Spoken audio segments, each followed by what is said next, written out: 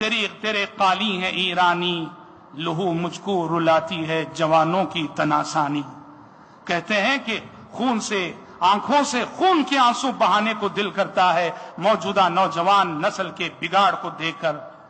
غلط صحبتوں میں مبتلا یہ نوجوان نسل غلط صحبتوں میں مبتلا ہو کر غلط عادتوں میں مبتلا ہوتی ہے، اور ہم سمجھتے ہیں کہ اس بگاڑ میں سب سے بڑی ذمہ داری، یا اس بگاڑ کے سب سے بڑے ذمہ دار، مجھے معاف کیجئے، خود ان کے ماں باپ ہیں، خود ان کے والدین ہیں، خود ان کے ماں باپ ہیں۔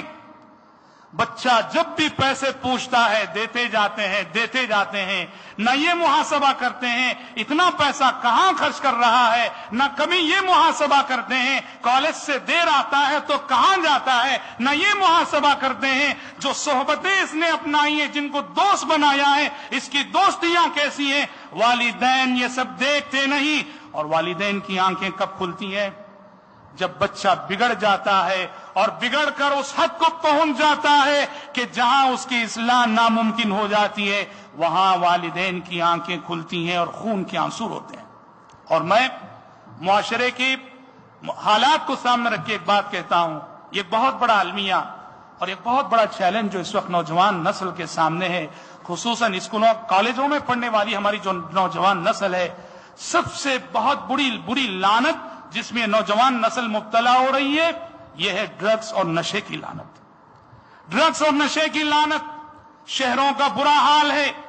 میرے علم میں ایسے کتنے واقعات ہیں۔ گھر اور خاندان کی عزت کا سوال ہے، ماں باپ اپنے آنسو بند کمروں میں بہا رہے ہیں، باہر کہہ نہیں سکتے، بتا نہیں سکتے۔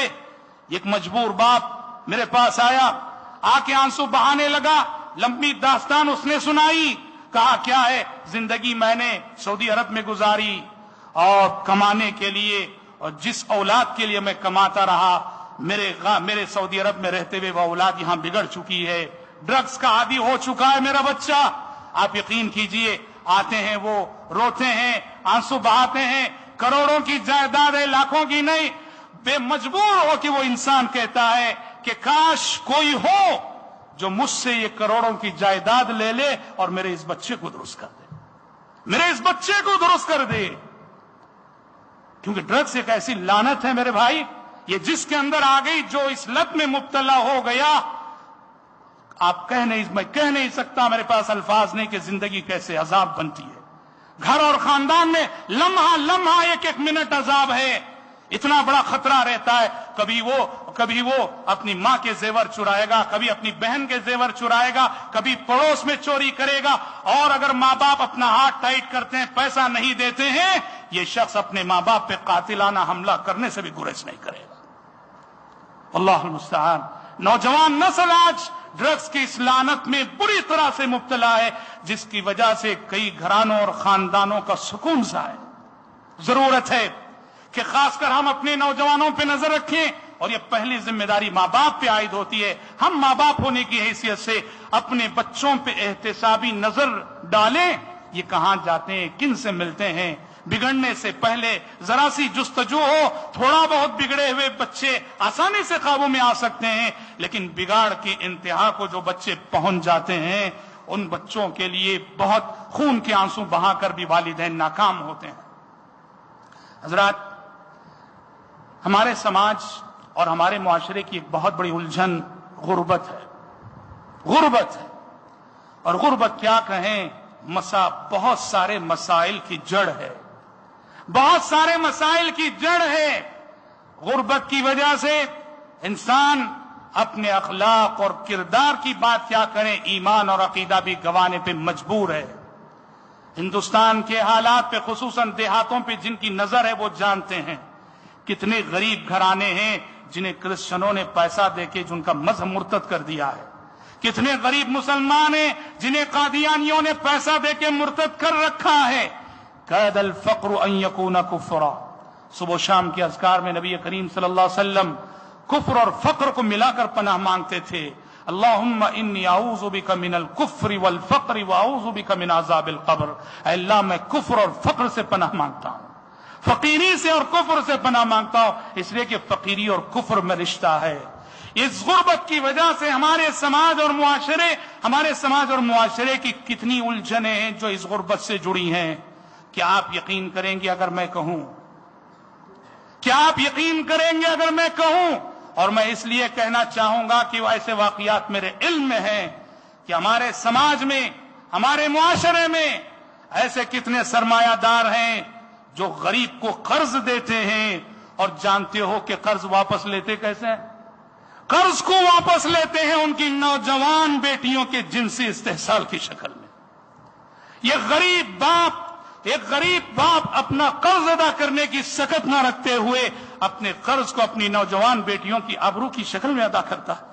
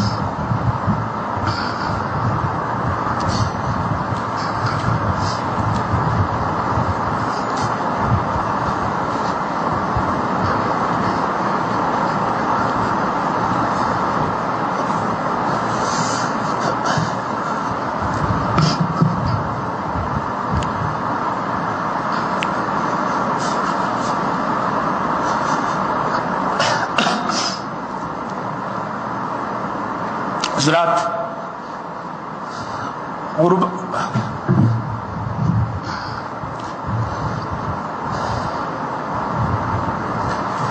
غربت نے جو مسائل ہمارے سماج اور ہمارے معاشرے میں پیدا کر رکھے ہیں، اس میں سے ایک بہت بڑی الجھن اور ایک بہت بڑا مسئلہ سود کی لعنت ہے. ہمارا غریب طبقہ 5,000 کے لیے اور 10,000 کے لیے مارواڑیوں کا غلام ہے. صرف 5,000 کے لیے اور صرف 10,000 کے لیے مارواڑیوں کا غلام ہے. اور ایسا غریب طبقہ ہے، سال ہر سال گزر جاتے ہیں، وہ 5,000 کا قرض وہ چکا نہیں سکتے، 10,000 کا قرض وہ چکا نہیں سکتے. صرف سود کی رقم چکانے ہی میں جو ہے ان کی ساری آمدنی خرچ ہو جاتی ہے. الحمدللہ ہمارے معاشرے میں ایسے افراد ہیں ہمارے سماج میں جو اپنے طور پر، جن کو اللہ نے، میں جانتا ہوں کچھ ایسے لوگوں کو جو اپنے طور پر غیر سودی قرضہ دیتے ہیں، مجبوروں کو اپنے طور پر غیر سودی قرضہ دیتے ہیں. غیر سودی قرضہ اس معنی میں کہ زیور لا کے رکھیے اور جتنا زیور آپ نے رکھا ہے اس کی آدھی قیمت آپ کو قرض میں دی جائے گی، آپ اپنی ضرورت پوری کرنے کے بعد پیسہ لوٹائیے اور اپنا زیور لے جائیے. الحمدللہ بہت سارے مقامات پہ بیت المال قائم ہیں، اور بیت المال سے بھی ایسے بہت سارے غریبوں کی 2-4 سال پہلے وانمباڑی کی جماعت اسلامی کے تحت چلنے والے بیت المال کو میں گیا تھا، بیت المال کے سسٹم کو جاننے کے لیے. وہاں ایک سسٹم بہت اچھا لگا. جو غریب لوگ ہوتے ہیں، غریبوں کو 10,000 روپے قرض دیا جاتا ہے. 10,000 روپے. وہ ترکاری کا بزنس کریں، فروٹ کا بزنس کریں، جو عام طور پہ کم سرمایہ میں ہونے والی جو تجارتیں ہوتی ہیں، اور وہ جہاں بزنس کرتے ہیں روزینہ ان کے پاس بیت المال کا نمائندہ جائے گا، 100 روپے ان سے وصول کر کے آئے گا. 100 روپے دینا ان کے لیے کوئی مسئلہ نہیں. اس طرح 3 مہینوں میں یہ 10,000 کا قرض ادا ہو جاتا ہے. وہ اپنے پیروں پہ کھڑے ہو جاتے ہیں. ہمارے پاس غریب طبقے کو اونچا اٹھانے کے لیے ایسے منصوبے ہونے چاہیے.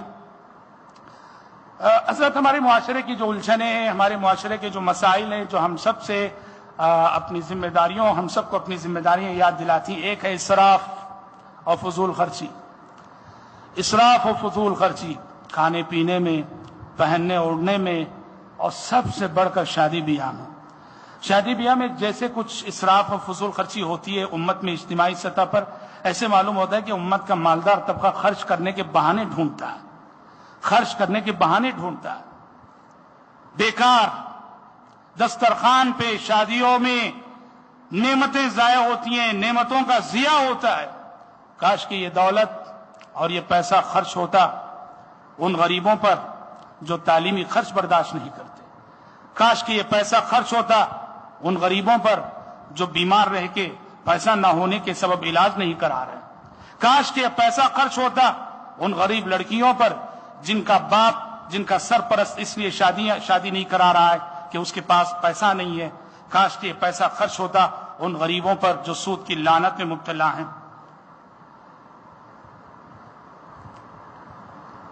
ایک اور مسئلہ ہمارے سماج کی الجھنوں اور سماج کے مسائل میں ایک بہت بڑا مسئلہ اور ایک بہت بڑی الجھن یہ بھی ہے کہ بکھرتے خاندان، ٹوٹتے رشتے اور آئے دن ہونے والے، بکثرت ہونے والے طلاق کے حادثات اور طلاق کے واقعات. دیکھیے ایک چیز ہم نے خلیجی ممالک میں دیکھی، بہت اچھی چیز ہے. کیا ہے؟ وہاں جو ہے ہر شہر میں ایک کمیٹی ہوتی ہے جس کا نام ہے لجنۃ اصلاح ذات البین. یہ غیر رسمی کمیٹی، کچھ افراد جو اپنے طور پر حکومت کی تائید بھی انہیں حاصل رہتی ہے، لجنۃ اصلاح ذات البین، کہ وہ میاں بیوی جن میں اختلافات آ جائیں یا دو بھائی جو آپس میں لڑ پڑے، رشتہ دار لڑ پڑے، دو تاجر آپس میں لڑ پڑے، ان کے درمیان صلح کرانے والی اور کمپرومائز کروانے والی کمیٹی. الحمدللہ اس کمیٹی کے ذریعے، اس لجنہ کے ذریعے بہت سارے ٹوٹتے رشتے ہیں جو پھر سے جڑ جاتے ہیں. ایسے سمجھدار افراد اس کمیٹی میں ہوتے ہیں جن کے طرز تفہیم سے، جن کی دور اندیشی سے لڑکے کو کیا کہنا ہے، لڑکی کو کیسے سمجھانا ہے. الحمدللہ ہندوستان میں اس کی بڑی کمی ہے. جب اختلاف ہوتا ہے، لڑائی ہوتی ہے، تو اختلاف کی آگ کو بھڑکانے والے یہاں بہت پائے جاتے ہیں. اختلاف کی آگ کو بجھانے والے، صلح کرانے کی فکر کرنے والے یہاں بہت کم ہے، بہت کم ہے. صلح کروانا نبی کریم صلی اللہ علیہ وسلم کی عظیم سنت ہے. ضرورت ہے خصوصاً میاں بیوی کے مسائل میں یہاں ایسی کمیٹیوں. الحمدللہ جماعت سے کام ہوتا ہے صحیح، لیکن منظم طریقے سے اور اس کام کو منظم کرنے کی ضرورت ہے، اور ان ٹوٹتے رشتوں کو پھر سے جو ہے جوڑنے کی ضرورت ہے. حضرات ہمارے معاشرے کا ایک بہت بڑا مسئلہ جو ہے بیوہ عورتیں ہیں. بیوہ عورتیں، چاہے وہ متوفی عنہا زوجہ، ان کے شوہروں کا انتقال ہو گیا ہو، چاہے وہ طلاق شدہ ہوں، چاہے وہ خلا لی ہوئی عورتیں ہوں، یا پھر غیر شادی شدہ عورتیں ہوں، ہمارے معاشرے کی بہت ساری الجھنیں اور بہت سارے مسائل ہیں جو ان سے تعلق رکھتے ہیں، اور بہت ساری اخلاقی بیماریاں ہیں جو اس طبقے سے تعلق رکھتے ہیں. ہمارے پاس سروے ہونا چاہیے، ہر گاؤں میں ہمارے پاس سروے ہونا چاہیے، ہر ایریے، ہر محلے کا سروے ہونا چاہیے.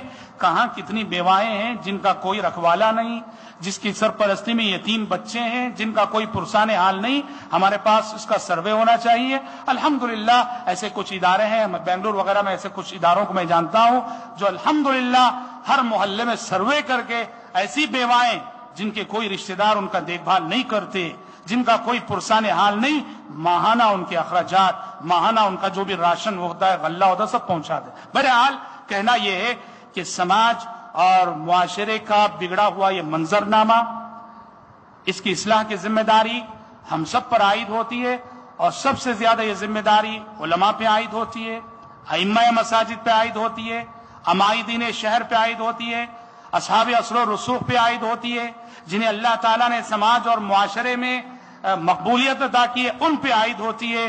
ہم سب کی ذمہ داری ہے ہم اپنی ذمہ داریوں کا احساس کریں، وہ احساس جو امیر المومنین عمر بن خطاب رضی اللہ عنہ کے جملے میں نظر آتا ہے. وہ فرمایا کرتے تھے، واللہ لو عثرت بغلة في العراق لخشیت ان يسألنی اللہ عز وجل لم لم تصلح لها الطریق یا عمر، کہ اللہ کی قسم اگر عراق میں کوئی خچر ٹھوکر کھا کے گر جائے، مجھے ڈر ہے کہ کل حشر کی عدالت میں مجھ سے سوال ہوگا کہ اے عمر، تمہارے عہد خلافت میں ایک خچر کو ٹھوکر لگی تھی، تم نے